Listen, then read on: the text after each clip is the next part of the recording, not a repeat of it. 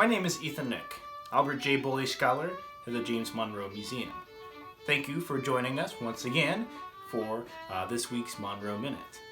Today I'm going to share with you all some information about yet another aspect of James Monroe's experience as a Revolutionary soldier, namely the clothing and the uniforms of the 3rd Virginia Regiment, the decorated unit in which he served during the early part of the war. In 1776, young James Monroe cut short his college education to fight in support of the Revolutionary cause. He joined and quickly rose to the rank of lieutenant in the 3rd Virginia Regiment, one of the many state regiments to fight on behalf of the soon-to-be nation. Monroe was severely wounded in the shoulder when the regiment charged an artillery position at Trenton, New Jersey in December of 1776.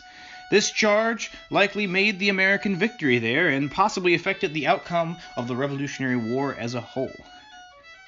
By the time the 3rd Virginia was formed in late 1775, most Virginia regiments wore a distinctive type of garment called a hunting shirt. Hunting shirts frequently appear in descriptions of runaway soldiers in newspaper advertisements and several other period documents. They were a really common garment for military purposes in the American armies during this period. It was a sort of loose-fitting, split-open garment, cut like a men's shirt of the period, but worn on the outside of other clothing. It was usually made of a thick and durable linen. Hunting shirts, though, they were mostly recognizable by their distinctive fringed trim. This strange but uniquely American garment, originally associated with frontiersmen and riflemen during the period, quickly became an important symbol of American identity. In 1776, most of the companies of the 3rd Virginia likely wore some variation of this garment. There's evidence to indicate that some companies wore light or undyed hunting shirts, like this reproduction pictured here, and looks like some other companies may have actually dyed their hunting shirts in a dark color and then complemented that with some sort of red trim. However, the hunting shirt is also extremely practical in addition to being symbolic, as most of its components were basic squares and rectangles that could be assembled faster than traditional fitted regimental coats. So in this picture, I'm making a reconstruction of a hunting shirt, and you can see how the cutting of this garment really just involves a lot of very basic shapes. And so, because of its practicality and symbolism, the hunting shirt actually later became, very quickly actually became, a common uniform for the American Continental Army as a whole. General Washington, for instance, issued the following order regarding hunting shirts. The general, being sensible of the difficulty and expense of providing clothes of almost any kind for the troops, feels an unwillingness to recommend much more to order any kind of uniform, but as it is absolutely necessary that the men should have clothes and appear decent and tight, he earnestly encourages the use of hunting shirts with long breeches made of the same cloth, gaiter fashion, about the legs, to all those yet unprovided. No dress can be had cheaper nor more convenient, as the wearer may be cool in warm weather and warm in cool weather by putting on underclothes which will not change the outward dress, winter or summer. Besides which, it is a dress justly supposed to carry no small terror to the enemy, who think every such person a complete marksman. Joseph Reed, Secretary to General George Washington, 1776. Later in the war, the 3rd Virginia adopted a garment that is perhaps more easily associated with the Revolution today.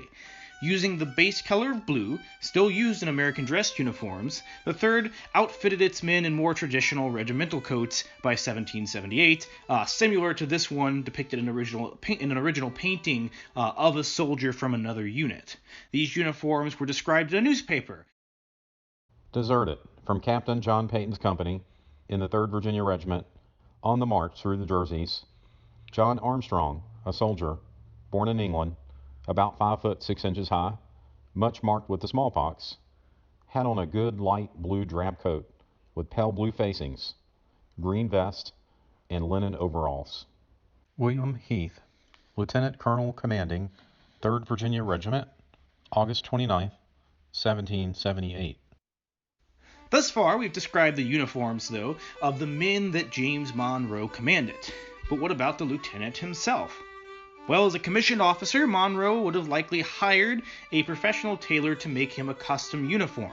It's entirely possible that he could have patriotically clad himself in the hunting shirt at some point during the war, but he also likely wore a blue regimental coat. As a matter of fact, this painting, created by John Trumbull after the war, shows Monroe when he was wounded, dressed in a blue and red officer's coat. Now, while we don't know exactly what Monroe was wearing at various different points of the conflict, we do know that these wartime fashions forever affected his future style.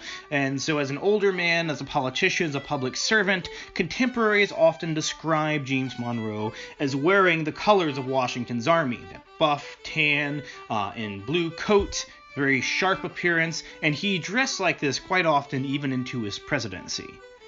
So by wearing the Revolution throughout his public life, Monroe constantly reminded an often divided nation, even into the 19th century, of their common struggle for independence in the Revolution and of the important principles that they had fought for years earlier. Thank you for watching. Feel free to join us again next week. And also, if you're interested in more online content, do visit our website, our social media pages, and our YouTube channel. Thank you.